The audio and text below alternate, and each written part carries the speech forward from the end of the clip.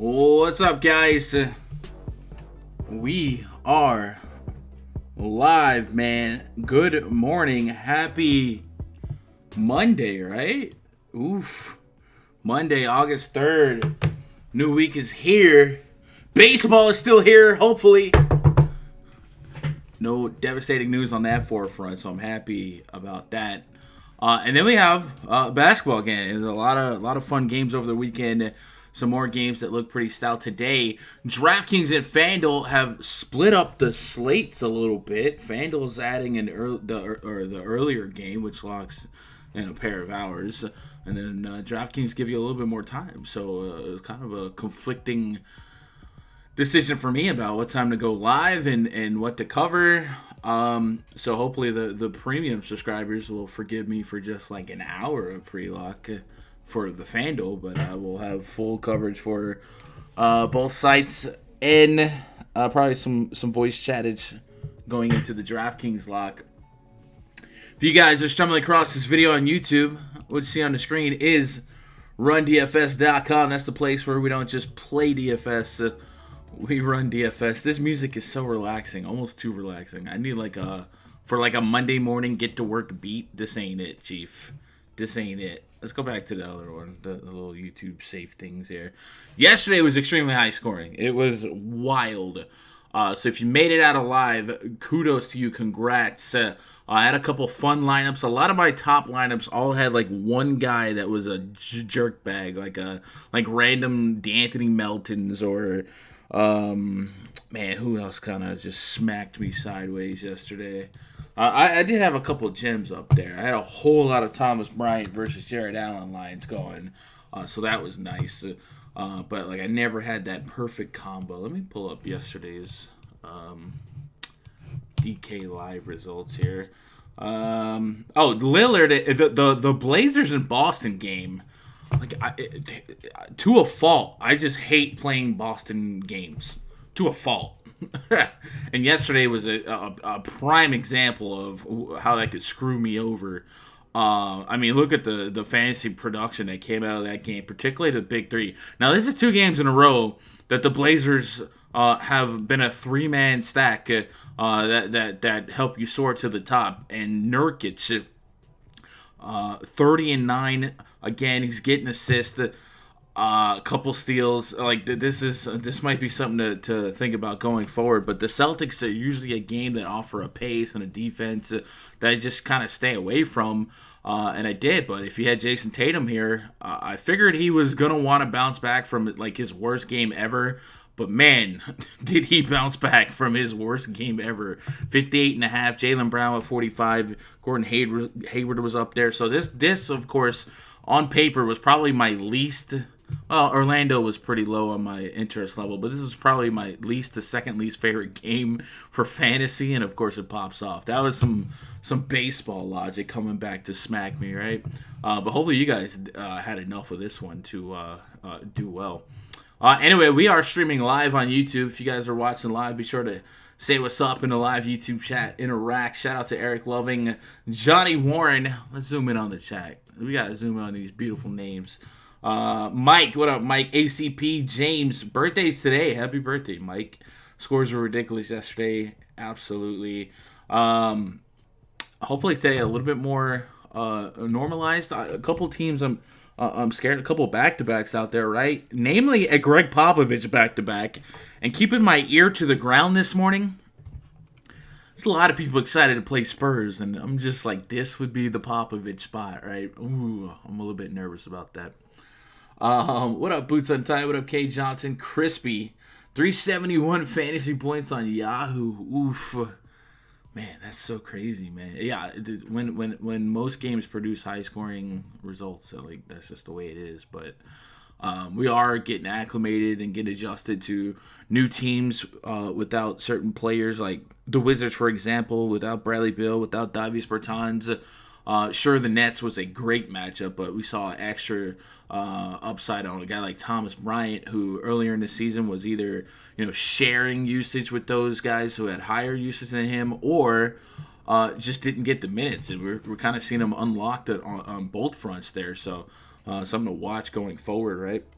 Here we go with this song again. You know what? Let's just pause it. No more music. No more music. Gosh darn it. What up, Ricky? Good morning, Ricky. For those of you looking for baseball content, I will probably have a baseball stream here in a couple hours, probably after FanDuel NBA lock, maybe DraftKings locks. So we will have some baseball content today, but we are going to do our best to uncover this NBA slate and walk away with some picks and plays for both sides. So if you guys have already done some research, some due diligence, please share with the class. Throw your favorite plays and stuff from each game as we go through game by game. I am going to be using the RunDFS.com NBA VIP spreadsheet as we navigate through today's slate. If you guys want access to this spreadsheet or my baseball spreadsheet or coming real soon, the NFL spreadsheet, it is a premium perk of having a subscription at RunDFS.com. The site is basically dead. You just have to go to the site, make an account, click VIP passes, pick the pass that works for you, then go to forums, VIP threads, onboarding thread, and then you'll find a Discord link. You can use Discord on your desktop, your mobile device, whatever you cruise the interwebs with. And then, of course, a couple links to spreadsheets.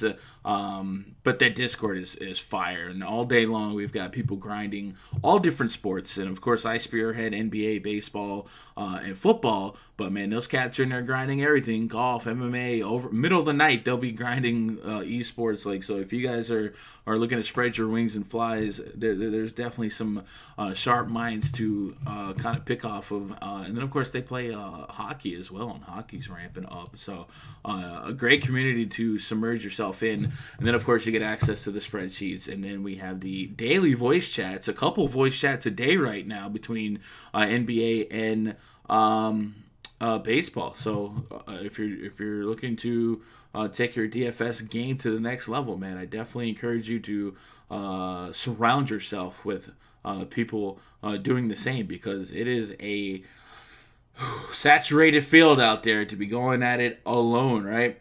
Let's start talking about these games here. The first game we're going to chop up is only on the FanDuel main slate. Won't be on the DraftKings main slate. So DraftKings players, your time is coming. But for FanDuel's sake, we got the Raptors at the Miami Heat.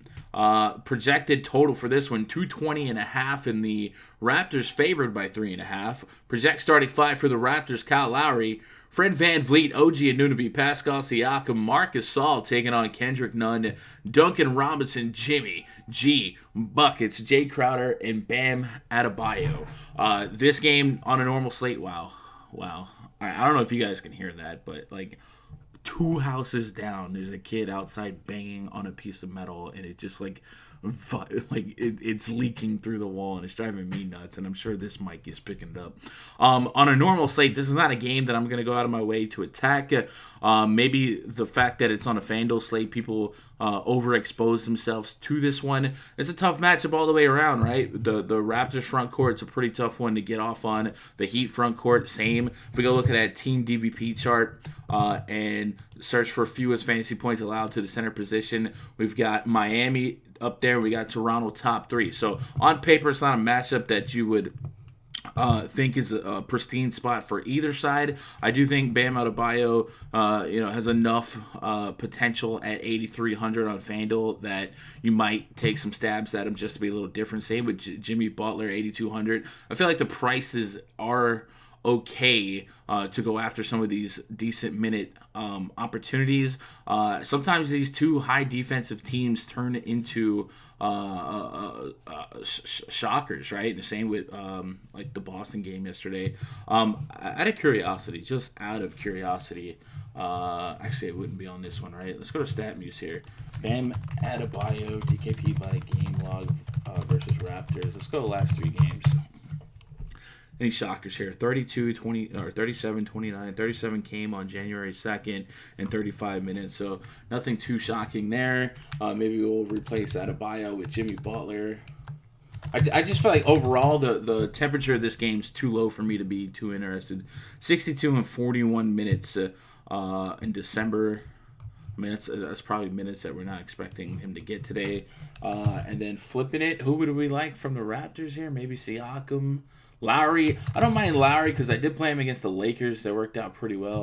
DKP by game log versus Heat last 5 games. But I think generally the temperature of this game is going to feel like it should lower the ceiling overall. I do like at least the floor of minutes on Lowry and Fred VanVleet at both obtainable prices. 6,600 on VanVleet, certainly a range of outcomes where an average game is a fine return on investment, and he does have potential to keep it going into the 40s. And kind of the same with Lowry. I think I'm going to be a little bit lower on Siakam and Gasol. I think Siakam versus Adebayo is an incredible one-on-one matchup to watch, but I probably taper my expectations from a fantasy ceiling standpoint on either of them, and then I think the bulk of my interest would be in the guards.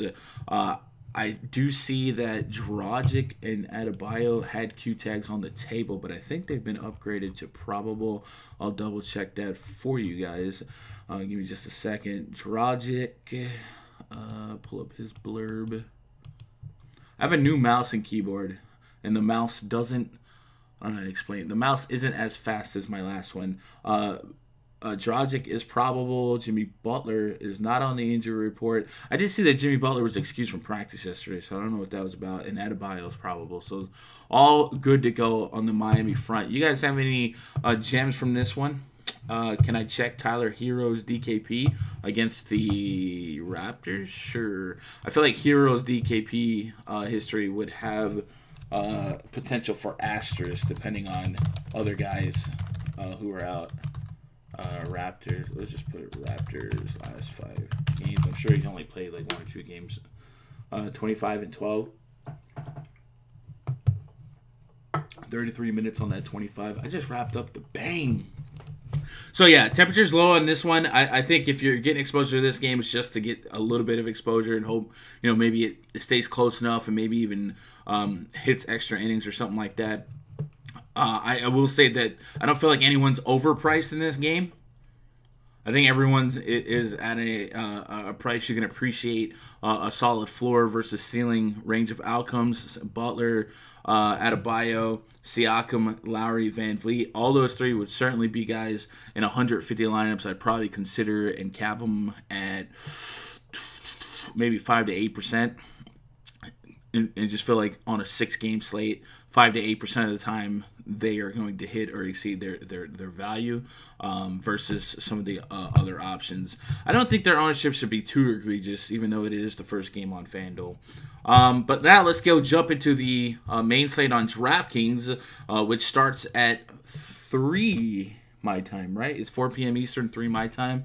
So if every slate started at 3, I feel like I would be a much happier man when it comes to sleep. My sleep this weekend has been nuts, man. I've been getting up middle of the night, dropping content, having to support spreadsheets all day. If they nixed that early game on both sites, I would not be against it if it just gave us 5-game slates on the afternoons every day. Denver Nuggets at the Oklahoma City Thunder. Quotations. Project starting 5 for the Nuggets. Monte Morris, Torrey Craig, Michael Porter Jr., Paul Millsap, and Nikola Jokic taking on Chris Paul, SGA, Lugans, Dort, Danilo Gallinari, and Stone Cold Steven Adams. We have a 1 point lower total than our aforementioned Raptors Heat game, 219, with a 6-point spread in favor of the Thunder. The Denver Nuggets are a team that are on paper potentially giving us some shake and bacon usage rates. We saw their last game, no Gary Harris, no Jamal Murray, no Will Barton. We will for sure know that Barton and Gary Harris will miss this one. Jamal Murray is the question mark. I think he was quoted as being highly questionable. But it says we should know more when Denver submits their 11 a.m. injury report. And he's dealing with left hamstring tightness. So hamstring is not something to play with in the NBA. So I would probably assume he's closer to out than in. And if that was the case, you'd probably see Monte Morris, the exact lineup that I got here, Morris, Craig, MPJ, Millsap, and Jokic. This squad was doing well in terms of pacing points per minute in the first half of that last game, particularly Nikola Jokic, and then he just kind of fell off the second half, and that game got out of control. And it started giving me some flashbacks on I have just the turbo slate open up on that one. Give me a second. I'll open up a full slate on the second screen. It started giving me some flashbacks of me knowing that I preferred Jokic at home in the altitude versus on the road. But then this year he kind of just offset a lot of those worries and had some decent road games. So that second half of that Denver game, did not go. He had like 30 at half. 30 fantasy points at half last game, finished with 39, flirted with a poor man's triple-double, 19 real points, 6 assists, 7 rebounds. Again, Miami, one of the toughest matchups. We've already talked about that DVP chart, how they're one of the top 5 teams at fantasy points allowed to the center position. So this spot should open up a little bit more. OKC is not a scrub team defensively either, but I still have some hope that this game could play a little bit more close. Although the absence of those guards, especially Will Barton and Jamal Murray, cannot be understated enough, and it's not fair to expect Monte Morris and Torrey Craig to kind of fill in. Although Craig did not have a bad fantasy game in that last outing. I would be willing to run it back with Jokic here. I think at 9-4 on DraftKings, 8-9 on FanDuel, I think it's appropriate. In 2 games against OKC this season, he's averaging 61 DKP, so I'll absolutely look to build off of that. And then maybe we'll extend that sample size, Jokic DKP by game log versus Steven Adams let's go last 10 games just to kind of paint a broader picture here. No less than 50 in the last 5 games, and that 31 came in 27 minutes in 2018. So I'm willing to run it back here with Jokic and just kind of trust that usage rate and that opportunity is going to get right a little bit more. And Jokic is just one of those guys that he doesn't need 20-plus real points to be a great play. He does so much in terms of creating shots, assists, and rebounds. It's just a matter of having guys that you trust to shoot. Let's go pull up that usage chart here for Denver and just kind of paint a picture. I think Paul Millsap also gets a an increase in usage. I mean, obviously everyone gets an increase in usage, but I think Millsap is another sneaky beneficiary without those guys. So let's put Jokic on and let's just start taking off a bunch of people. Barton, Gary Harris, Jamal Murray. Those are really just the main ones that I think we should take off. Michael Porter Jr. was a trendy play last game as a starter. Again, it's kind of hard to use that game as the baseline for results. I'm willing to go back to the well on MPJ here, but we've had really, really variable results this season with trusting MPJ. But the opportunity and the minutes should be there. Millsap has only 9 minutes of sample size without Barton, Harris, or Murray. I feel like that's not. Oh, and with Jokic on the court. Okay, well, 34. Jokic is at a 24.6% usage rate. This seems. Why does this seem not correct? Because that last game would be more than Will Barton, Harris, Jamal Murray. All right. I don't think I can get too confident in Millsap, but it is intriguing at sub 5K. Could I get 30 out of him? 28 minutes against Miami, single-digit shot attempts. It's going to get you a couple steals per game. It might just be like a floor play. Maybe on FanDuel because of the steals. You take some extra stabs there. Porter Jr. I think is the biggest question mark. At least he's not as cheap as he was last slate. But he saw 25 minutes of work in a game that essentially became a blowout. Does that push 30 minutes without those big three here? He still took double-digit shot attempts. I think I go back to the well on MPJ. Should Jamal Murray be out? I just feel like a more neutral game script will call for 30 minutes from him. I know he's a young player developing a little bit. 8 threes. At 4,500, I'd like 25 to 35 as my range of outcomes. 25 I wouldn't be too happy with, but just kind of that floor ceiling window. And then kind of the same with Monte Morris, right? He just seems underwhelming at 5K. Like, what's the range of outcomes that Morris would blow the roof off of 5K price tag? So I've tapered expectations for everyone not named Jokic. On the Thunder side, Chris Paul had a solid game in his last outing. SGA on DraftKings at 6K.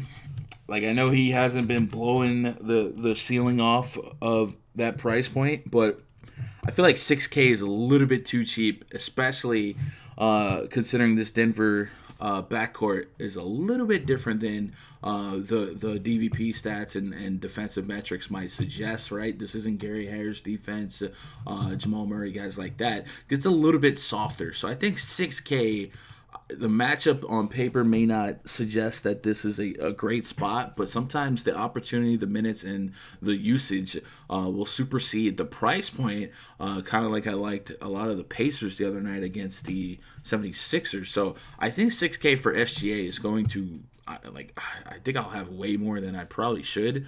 But look, I mean, he rarely gives you less than 30 fantasy points. There's a 17 in here against Milwaukee. That's a game where they got absolutely smoked on a back-to-back, and I think that was 3 and 4.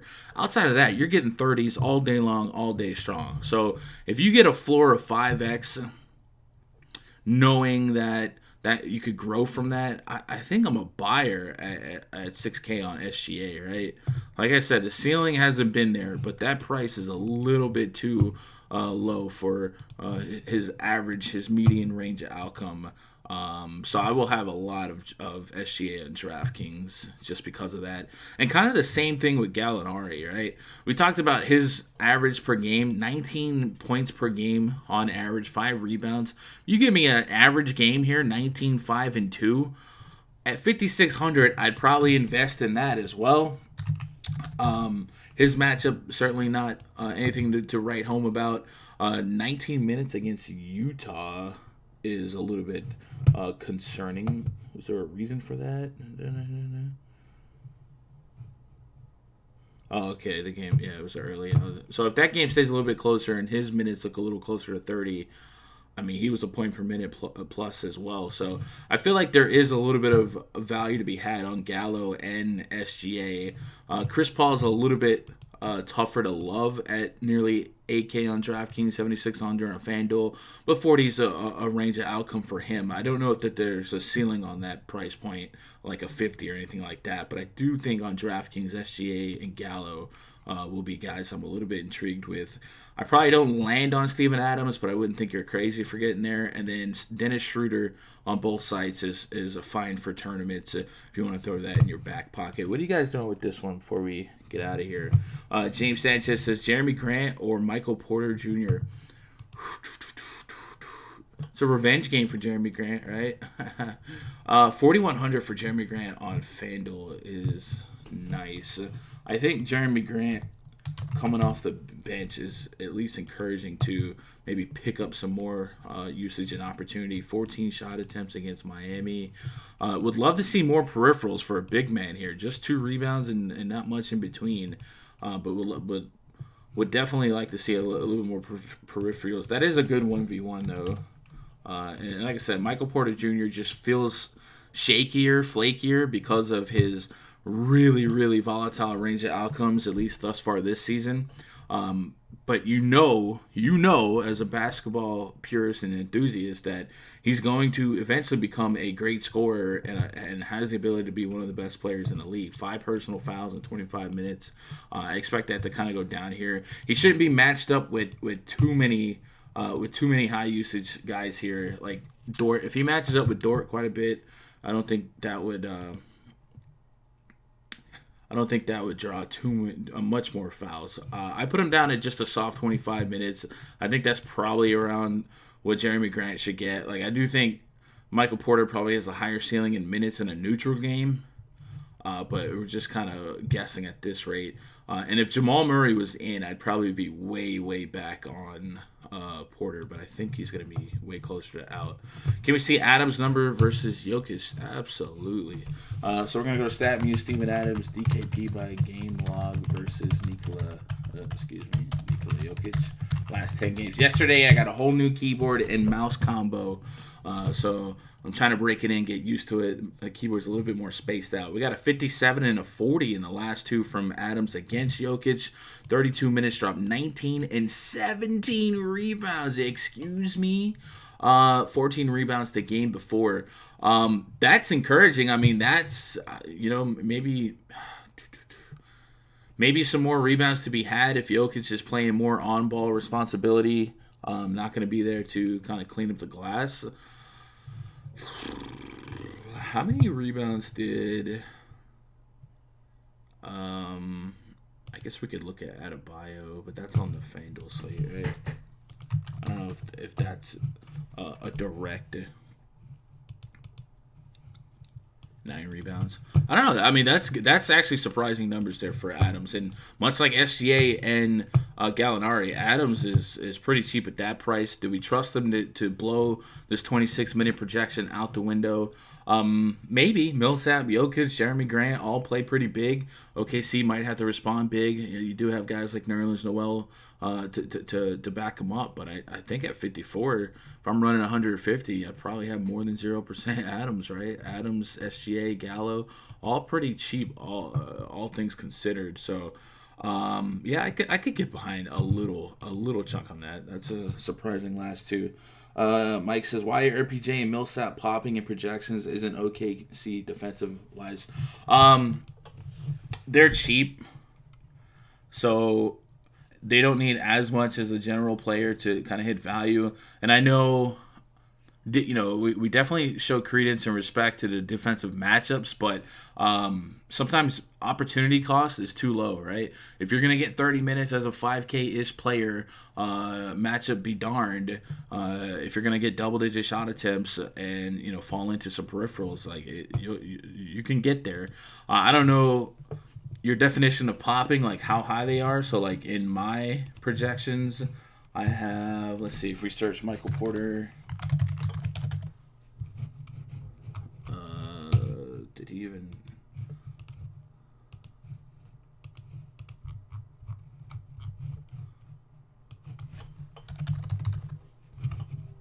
Oh, I think someone. Oh, okay.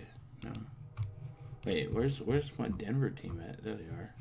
Let's search it from Denver. Let's just go alphabetical order here. I think some of the subscribers are using the sheet right now, so they have it sorted. PJ. Oh, you know what it is? It's the junior in his name that's not on DraftKings. So let's reset it for FanDuel. And I guess I would just go to the CSV and take junior out. Bear with me 1 second while we fix that. We'll go edit, replace all, junior. Actually, let's put a space in that. This sheet, replace with nothing, close it. Go back to the value project. Yo, Mike, appreciate you asking about Porter Jr. there. Now that should give us Michael Porter Jr. And it does. So, Porter Jr., when I put him at 25 minutes, it spit back a 5.68 value rating, 25 fantasy points. I think that's like okay, right? Like I would consider that popping, right? It's not breaking my value chart. So I don't know. I don't mind it. But I don't think it's something that generally comes back as a high ceiling slate breaker. So if you're using projection sources that maybe show it a little bit higher, maybe taper your expectations on that. But that's why it's just a low price for potential minutes and opportunity, right? Same thing with Troy Brown Jr. at Washington. Yeah, I forgot to refresh all the juniors. Usually I can wipe them all out. And then like J.R. Smith is another guy. Guys with like periods in their names, sometimes like a JJ or CJ or guys like that. Like I have to go through and hand edit their names into CSVs, and I kind of woke up late. What up, Damron? Was Noel playing those games? Oh, those Steven Adams games? Let's see. What's the date? 2/21 and 12/14. Nerlens Noel. Yes, he was 16 and 17 minutes. I do think it's a good guess to project Adams to have to play 30 plus minutes, right? What up, that rap guy? Any loaned shooting guard like a Duncan Robinson or Clarkson in a revenge spot? Not off the top of my head yet, but we'll get moving forward. Let's get out to the next game here. Pacers at the Wizards. Fun fact about these two games: they're gonna be happening at the same time. And we've seen a lot of staggered games, but it'll be nice to have two games going at the same time. Project starting five for the Pacers: Malcolm Brogdon, Aaron Holiday, Justin Holiday, T.J. Warren, Miles Turner taking on Shabazz Napier, Isaac Bonga, Troy Brown Jr., Rui Hachimura, and Thomas Bryant. Wizards. Day two of a back-to-back. We got 227.5 total, 8-point spread in favor of the Pacers.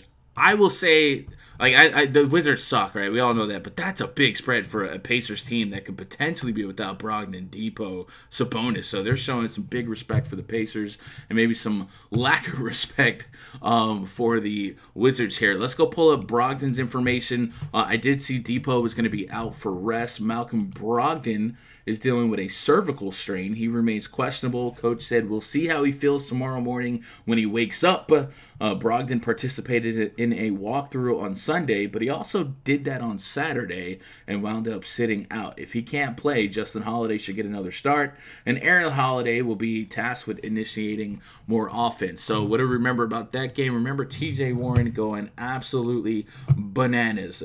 He did get himself a new price on both sides, so we're going to kind of check out the game script here. Miles Turner was a guy that we thought could benefit as well. He got into a lot of foul trouble, quick, fast, and in a hurry. First 2 minutes, he picked up 2 fouls, and he just could not keep his hands to himself. And we saw T.J. Warren just kind of being the pure beneficiary of that, playing 41 minutes. I'm going to be right back here at T.J. Warren today. At 7,400 on DraftKings, 67 on FanDuel. I get it. You're a little bit skittish to invest 74 in TJ Warren. Obviously, 50-plus fantasy points is a little bit of an outlier, an anomalaic performance. I wish his peripheral stats were better. He just doesn't do much else but score. But I do think 20 plus shot attempts isn't an outlier in terms of range of outcomes. Should there be no Sabonis, maybe no Brogdon, and no Depot. So I do like that, and the matchup just doesn't get much better than the Washington Wizards. So it's a perfect storm to roll it back for me. I hate that it's probably going to be a much more trendy play than maybe you'd want it to be, but it's just there. Wizards do afford a lot of fantasy points to the forward position, top 6 in fantasy points allowed. We know they're an extremely pace-up spot and one of the worst defenses in all the land. When it comes to points per game, Wizards give up the most. And when it comes to pace, the Washington Wizards run the second fastest pace in basketball. So bad defense, fast-paced basketball. It's a recipe for success here for TJ Warren. I'm willing to run it back. FanDuel probably makes me feel a little bit more solid at 6,700. But 7-4, I'm going to be a buyer. Maybe that scares a few people off. And then maybe people are kind of down on Turner after that last game. I mean, this is kind of like the Jared Allen spot, right? Jared Allen's first game back against, was it Miami? It was Orlando, right?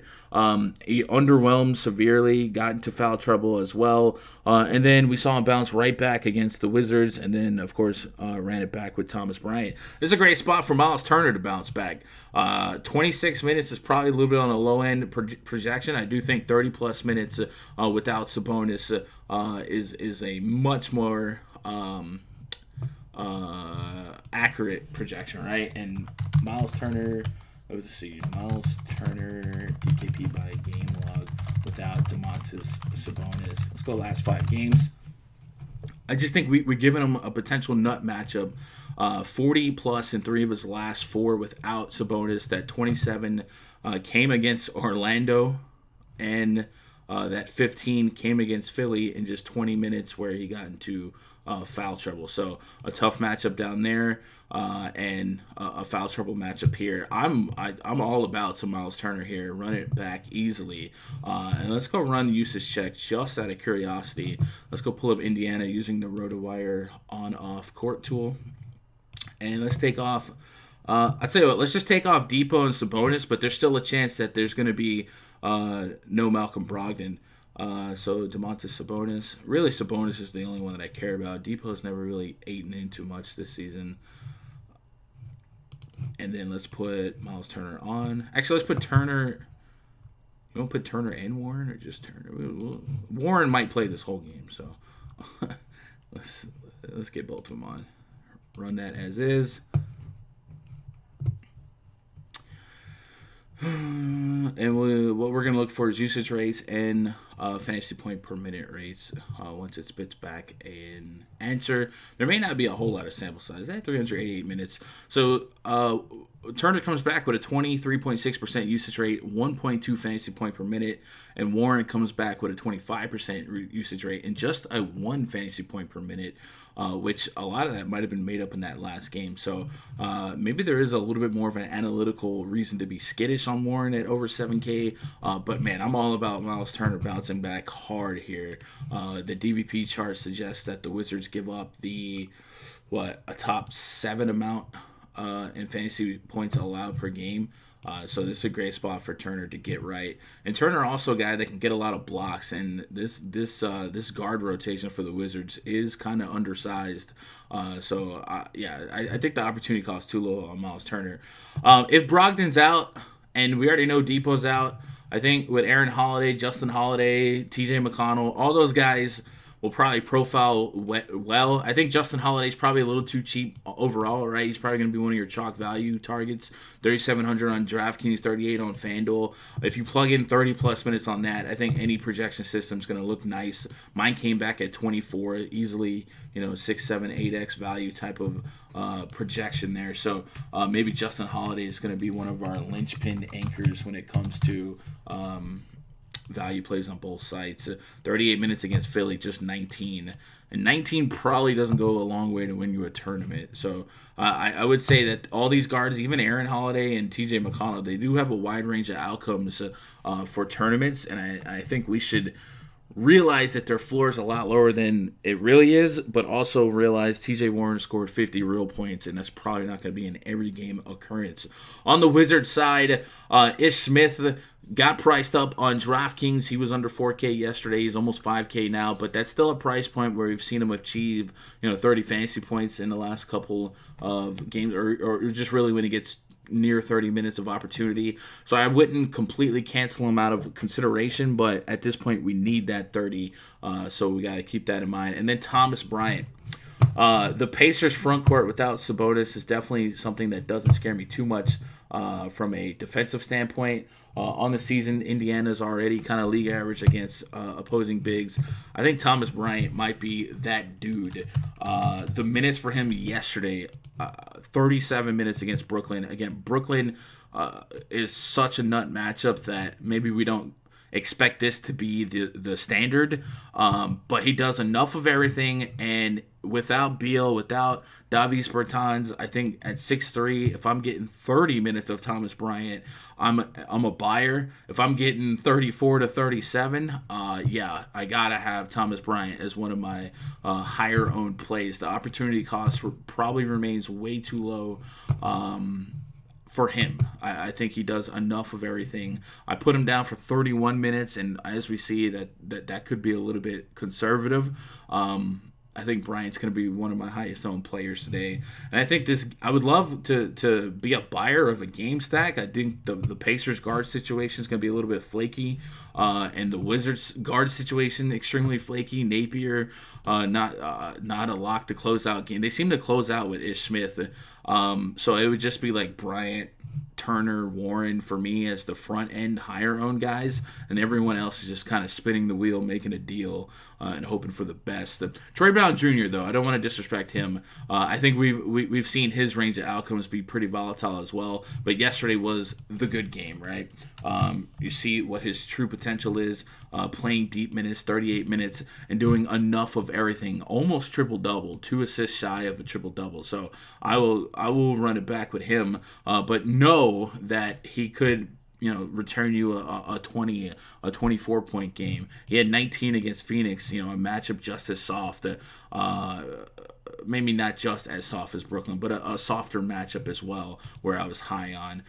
In one game against Indiana, he put up 9 fantasy points in 17 minutes. So I'm not going to go overboard with Troy Brown Jr. I'm very curious to see where the field is on a back-to-back, running it back with Brown after really opposite games, Game 1 and Game 2 from the bubble return. But he's certainly somebody I would have in the mix as well, just based on probably minute opportunity here. Question of the day, TJ Warren. So TJ Warren, like I said, I think he's still cheap enough to take a shot on both sides. The matchup is the matchup. The Wizards are just one of those process teams that I pick on. And if you're going to be one of the highest minute guys and probably lead your team in shot attempts, I'm gonna play you against the Wizards. That's just all it is to it. Going back to what up, Josh? Another Thomas Bryant day? I think so. Juan, Thomas Bryant had a great game. Watch out for a letdown. Maybe. But I think we have to really respect the situation. Thomas Bryant, in the first half of the season, was not a 30-plus minute player. He wasn't going to lead his team in much of any categories other than maybe rebounds and blocks. Now with no Bradley Beal, which is a massive, that's like a 35-40% usage guy, without Davis Bertans, who is a double-digit shot attempt guy, a couple of rebounds. Like, this looks like it's Thomas Bryant's team. You look at this whole roster, other than Rui Hachimura, like, Thomas Bryant's really the only guy that you probably expect to be on this team in 2 years. Maybe Mo Wagner, maybe. But everybody else is like journeyman nobodies. Troy Brown Jr., Isak Bonga, maybe they stick around, but like these are future players, and you just unlock them. I wouldn't disregard Bryant's performance yesterday as fluky. I think that is certainly his everyday potential given the opportunity. Matchup is not as great as the Nets though, but the price is still too low in my opinion. K. John said, I like Bryant a lot, but I'm waiting for my 60 bomb from Embiid tonight. Number 2 DFS rule, play Embiid versus weak centers. I like Embiid a lot. Bro, someone tell me a cheap player that I could pick that does good, like under 5K. Justin Holiday, looking like he's baked into 30-plus minutes at under 4K. Like I said, wide range of outcomes from his floor to ceiling. But if Brogdon doesn't play, I mean, this is the opportunity is there with potentially no Brogdon, no Depot, no Sabonis. Whenever you get a 3K player, an opportunity at 30 plus minutes against the Washington Wizards, I will take it. I will take it. Let's move on to the next game here. Pelicans hosting the Grizzlies. So I think these two games are going to be the foundation of a lot of my lineups. The Wizards, the Pacers, and then the Pelicans hosting the Grizzlies. Project start at 5 for the Grizzlies. Ja Morant, Dylan Brooks, Kyle. The Andersons got tickets to the game. How'd they get tickets? Jaren Jackson Jr., Jonas Valanciunas taking on Lonzo Ball, Drew Holiday, Brandon Ingram, Zion Williamson, and Derek Favors. Pelicans aren't mathematically eliminated, but they're eliminated from the playoffs. But a lot of teams are, right? Or at least a couple. Not a whole lot to love. Individual price point for the Pelicans based on the fact that Zion might play just enough minutes to kind of be annoying. And Drew Holiday's almost 9K. But with this team versus the Grizzlies, if we go look at that team stats chart in the RunDFS.com VIP spreadsheet, we got a track meet coming our way. Pelicans and Grizzlies are both two of the top teams in pace, so it's going to create a lot more possessions and a lot more shot attempts. The game total is going to be the highest on the slate, so it's definitely worth vetting this game for some exposure if you're mass entering 20 to 50 lines. Brandon Ingram, I think, is one of the candidates I'd consider off the top. And then on FanDuel, I think 6,900 for Lonzo Ball is something I would have more than zero of, right? Drew Holiday's another guy that we expect to play deep minutes. Does he fit in nicely or comfortably in a lineup? I think that remains to be seen. But in a normal game, we're probably expecting 35, 36 minutes, unless Alvin Gentry and them were just completely throwing in the towel. Last game, very lopsided, kind of a blowout. 8,700, I'd really want as close to 50 as possible in a tournament. But I mean, this game really squeezes all the potential upside with the pace and the two teams' lack of defense. If we go to the team stats tab in the RunDFS.com VIP spreadsheet, we'll see that Pelicans and Grizzlies are allowing two of the top four most points per game allowed, and if we quantify that with defensive efficiency, they're in the bottom 10 as well. So definitely a matchup that should produce a lot of fantasy points just based on those metrics alone.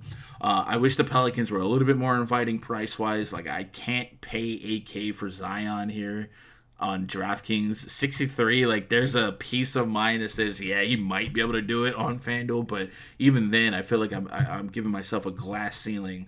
So Zion's probably off the board for me, and it's just kind of like the Kemba Walker spot where he's playing enough minutes to impact others ceiling-wise, but he's not out of the game to really invest on the trickle effect. But the Grizzlies, Ja Morant, 7.5 on FanDuel, 7.3 on DraftKings. This guy's been a perennial 6K player this season. But with the new bubble season, he's played well over 30 minutes in each game. 41 minutes in an overtime performance against Portland, 37 minutes against San Antonio. Doing enough of everything, rebounds, assists. Just missed a triple-double by two stats in that San Antonio game yesterday. I'm willing to run it back 7-3. I would want 40 in tournaments, but in this matchup, it's certainly extremely viable. Dylan Brooks at 5K, I think this is a spot where enough minutes and opportunity could net a 30-plus fantasy point game. I need 30 at this price point, but it's definitely a matchup that can get it. I played DeAnthony Melton a little bit yesterday, kind of let me down. Maybe I go back and take a couple stabs at him, but 36 minutes against San Antonio for Melton yesterday. 20 shot attempts. I mean, 23 DKP is not what you want, but 20 shot attempts, I'd probably play a lot of people on this slate at 5-1 if I'm going to get 20 shot attempts, and I do think that's not a crazy estimation in this type of matchup. Some of them from downtown. So if he goes from 35% shooter to a good day at 55%, I'm a buyer, and I think we've seen in recent game log alone the potential for 30, 38 here against Sacramento earlier this season. Averages 38 fantasy points against the Pelicans in 2 games this season. I have some. He's not going to be a core play. Any scoring dependent guy can't be a core play for me. But Dylan Brooks is certainly in the pool. Jaren Jackson Jr. I think on both sides probably too cheap. I'm a little bit worried about his propensity to get in foul trouble. Especially we know when Zion's on the court, he's probably going to be the focal point of that offense. But yesterday, just 3 fouls against San Antonio. Against Portland, he played 43 minutes for 5 fouls. I mean, the point per minute production is there. The opportunities there. I would love some more peripherals from him lately. Not a lot of rebounds or anything like that. But he's going to take a lot of shot attempts and do it just enough of everything to be in my player pool easily. He was a core play for me on my FanDuel lineups yesterday at 6,200. Again, opportunity cost probably too low. He's forward eligible, so I could put him in 4 spots here: power forward, center, forward, util. Definitely, it makes a lot of lineups work and keeps the upside. I put him down for 35 minutes. That might be a little bit courageous, knowing his foul problems, but if he does get 35s, the projection system's spitting back over a point per minute, nearly 40 fantasy points, and this is the algorithm's written to be a little bit more conservative, so I'm happy with that. And then Jonas Valanciunas could be right in front of our face if he can stay out of foul trouble or even just get 25 to 30 minutes. We know he can be more than a point per minute, and these fast-paced games could generate much better for him. Quick, fast, and in a hurry, right? Last couple games here, 28 minutes against San Antonio, over a point per minute. I don't expect him to really break the 30-minute threshold too often, but 28 minutes is a guy like J-Val. We've seen him be 1.5 to 2 points per minute in some of his blowout games. And it's a spot where maybe that could happen. 2 games against New Orleans, averaging 23.4 minutes per game, 36 DKP. Great example there. So if that 23 becomes a 28 to 30, it is a back-to-back, and we have those kind of issues. Certainly a spot where J-Val could break 40 plus. At 7-9, though, I absolutely have to have 40 plus. So it does feel a little bit more risky than I would like it to be. But in deep field tournaments, I would be a buyer. And then Brandon Clark, 4,200 on DraftKings. I'm in on that. Kind of my fail-safe to either Jaren Jackson or Jonas Valanciunas potentially getting into foul trouble. And I do think the pace works well for Clark. He's more than a point per minute, more than he's not. Yesterday was a down game for him. Did not pick up any peripherals here. 7 rebounds against Portland. Nope, just 3 rebounds against San Antonio. I do think 25 minutes is probably the more average game if Jaren Jackson Jr. and J-Val aren't getting into foul trouble, but the matchup is pretty up there. So I'd probably have him as one of my risky value plays that I spray in my mass entry or something like that. Anybody on the Pelicans that you guys are on that I'm not? Like, these prices on DraftKings make it really hard to just be in love with one guy in particular. I think Brandon Ingram's probably the guy that I'd click on first.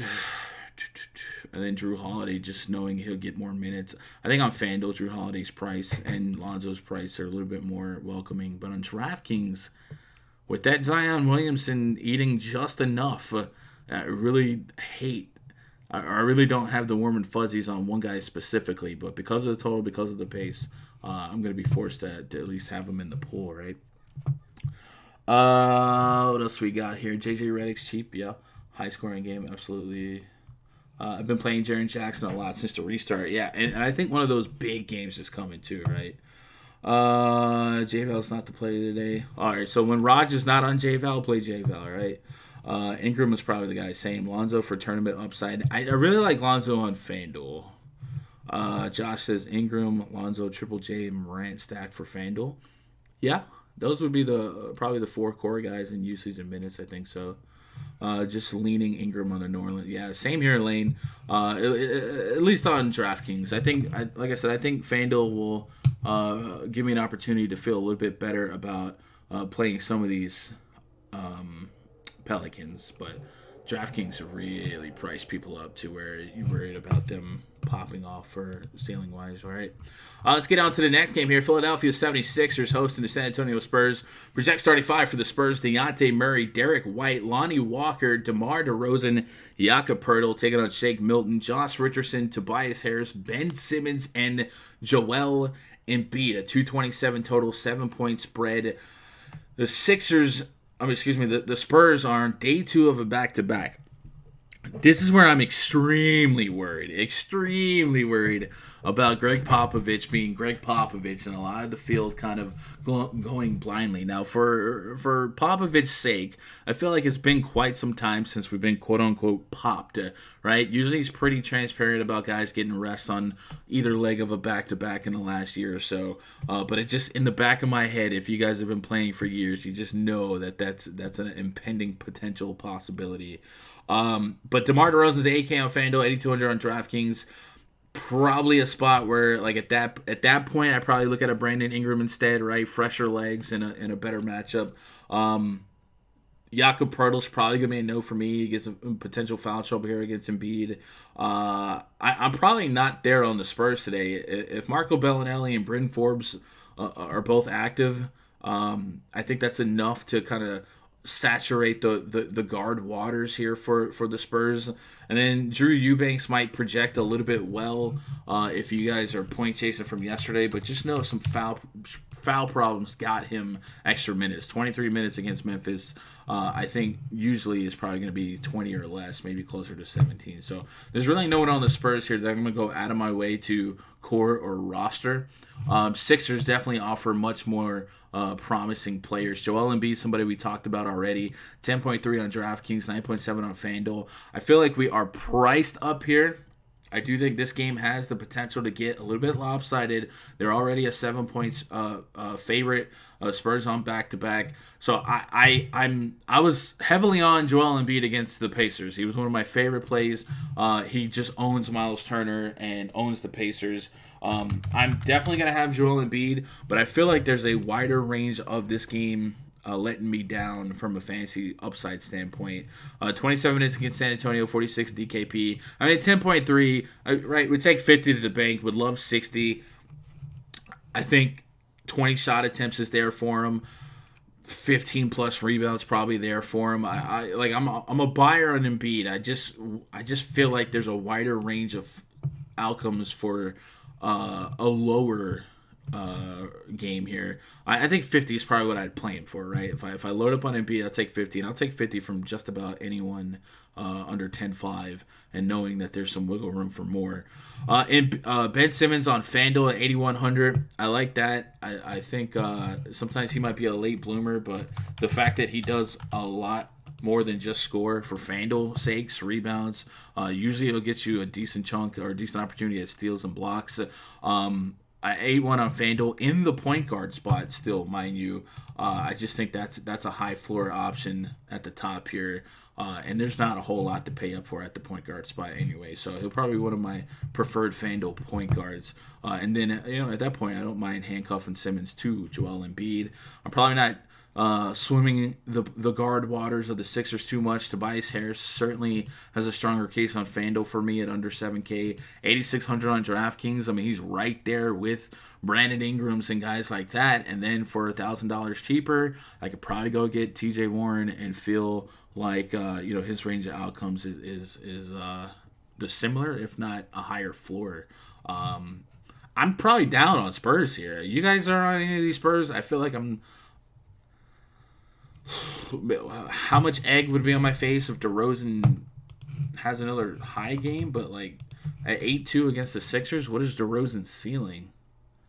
I feel like it's low enough. Like, sure, if you got 50, you'd be happy. But if DeRozan gets 50, I probably don't feel like I'm out of it. Dropped 42 against him, 32 minutes. It's a back-to-back. I don't know, man. I think I'm down on Spurs. I might be out on Spurs, but give me a couple of these Sixers. You guys there on Spurs? Am I disrespecting San Antonio here? You like White a lot? You like Derek White? So I don't mind Derek White, but let's just be cognitive of the fact that there's been some stuff going his way. So in the Sacramento game, Dejounte Murray got into foul trouble. White had to pick up some slack. Yesterday is a super plus matchup, right? Fast-paced matchup against Memphis. Did do enough of everything to get you that 35 fantasy points. Based on that, I probably have some shares of them. But know today that like if Bryn Forbes is back, right? Bryn Forbes didn't play yesterday, right? Am I tripping?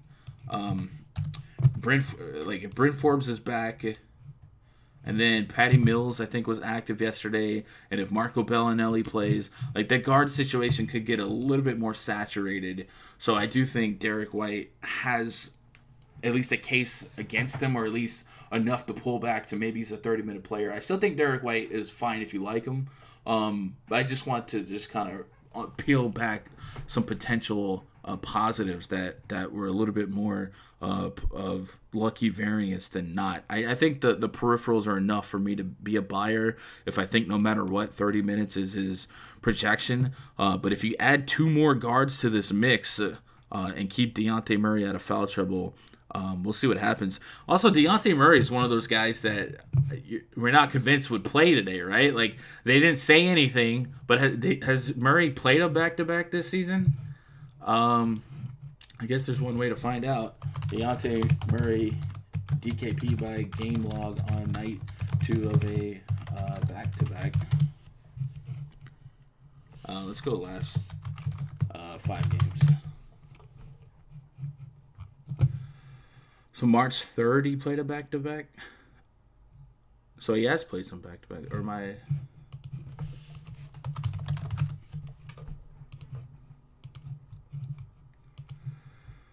He was the guy that they really were protecting earlier this season. Here we go. There's a back-to-back there. Yeah, March 3rd. I guess he did. 25, 28 minutes. All right. So, I mean, like I said, Popovich, to his credit, has not been... has not popped us, right? He's usually been pretty transparent about resting guys. So I'm just fearful from years past experience, because Dejounte Murray is a scrapper, man. I loved him yesterday. He's still cheap. Got 34 minutes, super plus matchup. That I don't know, man. I'm so hesitant to trust Spurs on a back-to-back here. I love the fact that these back-to-backs aren't like travel back-to-backs too either. It helps out. But Murray has the potential to trip dub. Maybe there's not a range of outcomes where Murray and Derek White have 8+ rebounds, but they're both cheap if we believe in 30 minutes for Murray and Derek White. But like I said, Bryn Forrest potentially there, Patty Mills back in the mix. Keldon Johnson's been getting run. I don't know.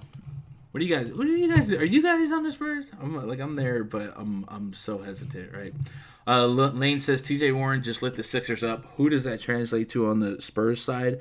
Might be too much of a gamble for me. So TJ Warren situation, no matter what, is an anomaly, right? No matter what team it's against, shooting 20 for 29 and 9 for 12 is just unsustainable. So maybe we should not expect one Spur to kind of make up for that. I mean, the guy just caught fire.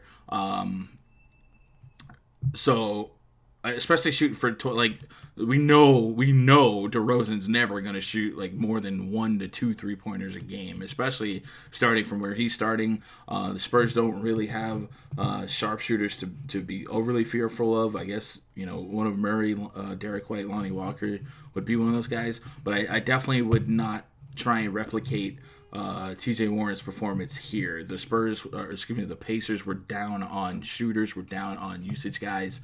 Turner got in foul trouble. No Depot, no Brogdon, no Sabonis. Like it was just a perfect storm for TJ Warren. So let's maybe taper our expectations and not all of a sudden disrespect the Sixers on defense. Sixers in and of themselves a solid team defensively, probably one of the better defenses in the league. So I don't know if I'm chasing that Warren performance with a curtain call by one of these Spurs players, right? J. Rich could be a sneaky tournament play, horrible game 1. J. Rich is always going to be a guy that's cheap with deep minutes, but his range of outcomes and he has like no floor. His ceiling every now and then needs everything to go right. And if everyone's there, Tobias, Simmons, Embiid, Horford, I just feel like he's always at least a 5th option from a fantasy point perspective. So I don't get too attached to the thought of him. But if I'm mass entering, maybe he's in there with a little bit of a cap on it, right? Let's move on to the next game, the last game, Jazz hosting the Lakers. Before we do that, take a pause for the cause. 2 things. If you guys are watching live on YouTube, you want to help me out, show some love, hit that thumbs up. It really helps the channel. We've been trying to fight and get that channel back in the YouTube algorithm after 3-4 months of Corona absence. And then if you guys want access to the spreadsheet, if you guys want access to my baseball content, my personal player pool, I'll actually be listing that here as soon as I get off the air. I got to get to work on my FanDuel stuff. If you guys want to add this to your daily research tool, you guys can do so with a subscription at rundfs.com. And then, in addition to the spreadsheet access, you get access to the premium Discord looking something like this. All these sexy channels, all these different sports. Over 60, 70 of subscribers in here, chopping it up every day. All different bankroll levels, all different skill levels and experience levels. A lot of us do it full time. If you guys want to join that community, we host daily voice chats. I'll have a NBA voice chat right after or right before the DraftKings lock. 2 hours before that lock, we'll have a baseball voice chat, and then of course you guys can DM me 24/7. So if you guys want all that stuff and want to show some love, go to rundfs.com, make yourself an account, and then click VIP passes. Find a pass is right for you.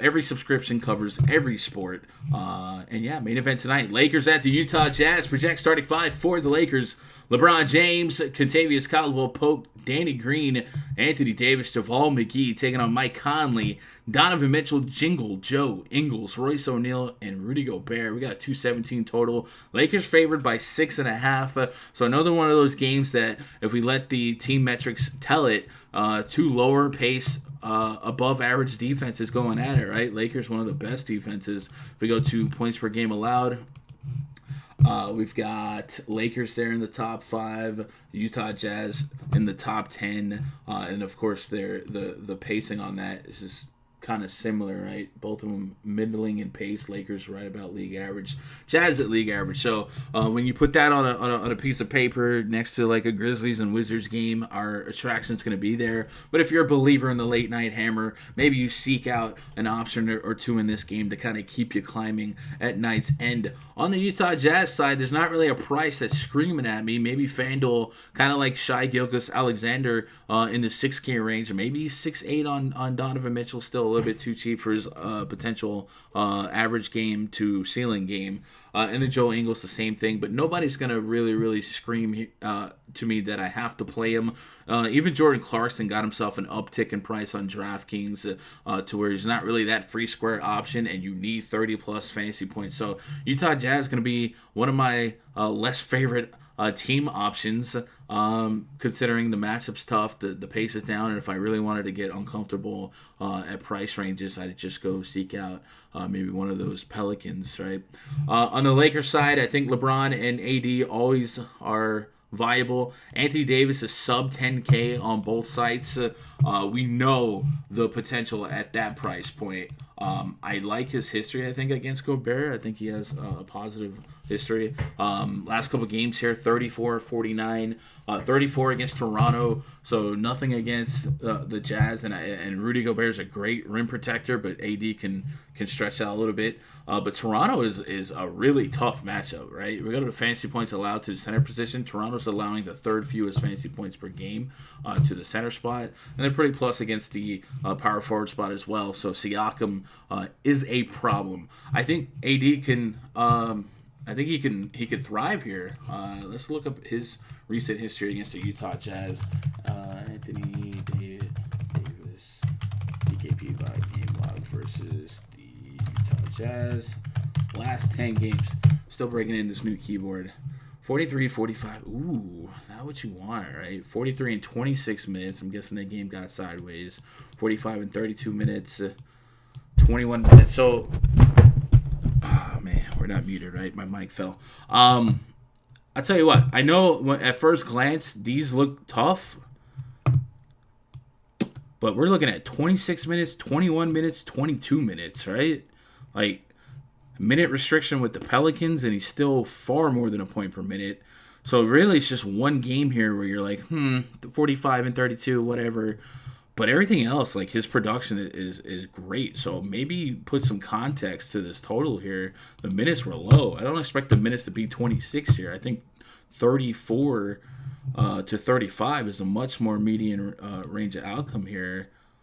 2 games this season, he's averaging 29 minutes at 44 DKP. I'm a buyer. Yeah, I'm there on AD. Maybe not coring him, but I think sub 10K, the opportunity cost is too low for him to potentially drop a 50 plus. Do we still play like Embiid over him for a couple $100? Probably in like single entry or short entry cash, something like that.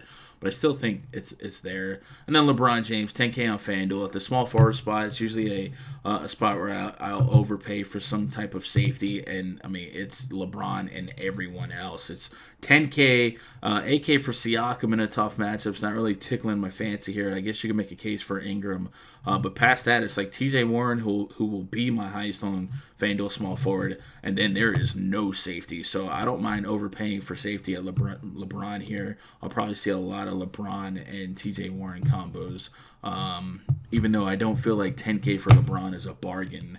On DraftKings, I probably have much less to almost none LeBron. Like I'll probably be under 20% LeBron on DraftKings. Just at 10-7, I think we go a little bit more balanced everywhere else.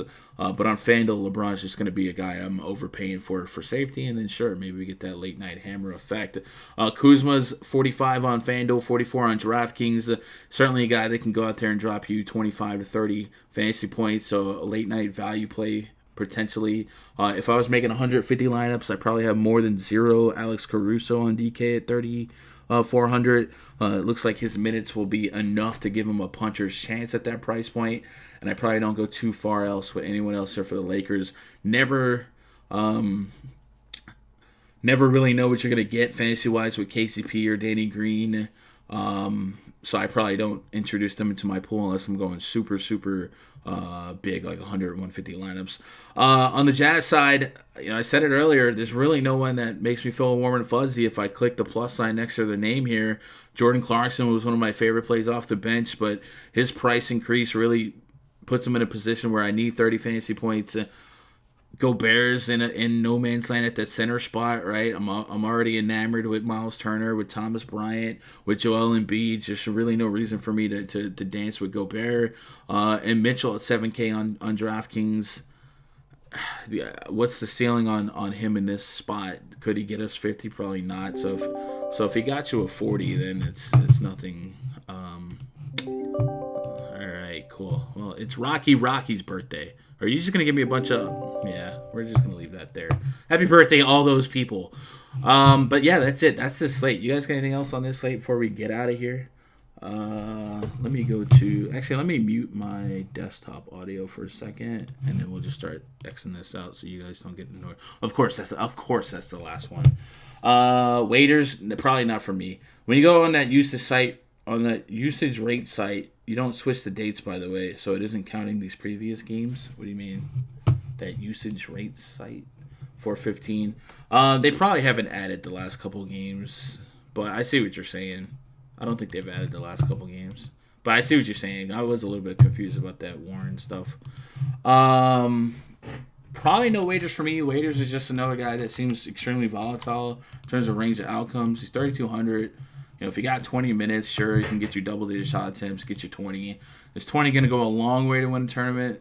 Maybe it's a good stocking stuffer, but this would be like, if I'm getting 20 from a 3K guy, I'm trying to make studs and scrubs. I'm trying to get a Giannis and a Luka and probably 3 super studs to glue it together. I don't think I need that today. I think there's plenty of mid-tier options where I don't have to, end my night on Dion Waiters 15, you know what I'm saying? It's not a lot of value, but there's not a lot of need for value, in my opinion.